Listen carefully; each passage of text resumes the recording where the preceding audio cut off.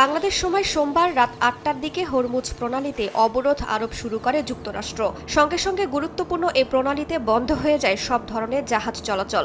জাহাজ ট্র্যাকিং ওয়েবসাইটে হরমুজ প্রণালীর দুই পাশে শত শত জাহাজ পারাপারের অপেক্ষায় থাকতে দেখা যায়। তবে যুক্তরাষ্ট্রের অবরোধের তোয়াক্কা না করে হরমুজ প্রণালী পার হয় চীনের জাহাজ।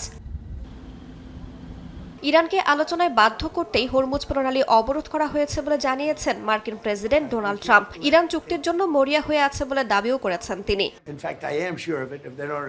তারা সবাই খুব ভালো কাজ করেছে। আমি বলতে চাই, অন্য পক্ষ থেকে আমাদের সঙ্গে যোগাযোগ করা হয়েছিল। তারা ভীষণভাবে চুক্তি করতে চায়। হরমুজ প্রণালী অবরুদ্ধে যুক্তরাষ্ট্রের সঙ্গে ন্যাটো যোগ দেবে না বলে জানিয়েছে জোটটি। মিত্রদের এমন সিদ্ধান্তে জোটের সঙ্গে যুক্তরাষ্ট্রের সম্পর্ক আরও খারাপ হতে পারে বলে মনে করছেন বিশ্লেষকরা। এদিকে যুক্তরাষ্ট্রের হরমুজ প্রণালী অবরোধের পদক্ষেপকে জলদস্যুতা আখ্যা দিয়ে প্রতিরোধের ঘোষণা দিয়েছে তেহরান। রুশ পররাষ্ট্রমন্ত্রী সের্গেই ল্যাভরভের সঙ্গে ফোনালাপে মার্কিন পদক্ষেপের ফলাফল বিপজ্জনক হতে পারে বলে সতর্কবার্তা দিয়েছেন ইরানের পররাষ্ট্রমন্ত্রী আব্বাস আরাকচি। তবে হরমুজ প্রণালী বন্ধ রেখে উল্টো ইরানই অর্থনৈতিক সন্ত্রাসবাদ করছে অভিযোগ তুলে তেহরানকে নমনীয় হওয়ার আহ্বান জানিয়েছেন মার্কিন ভাইস প্রেসিডেন্ট।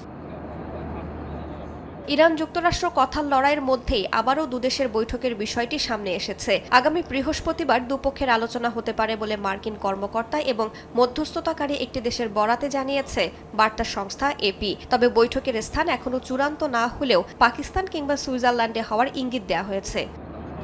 রাইসা জান্নাত, সময় সংবাদ।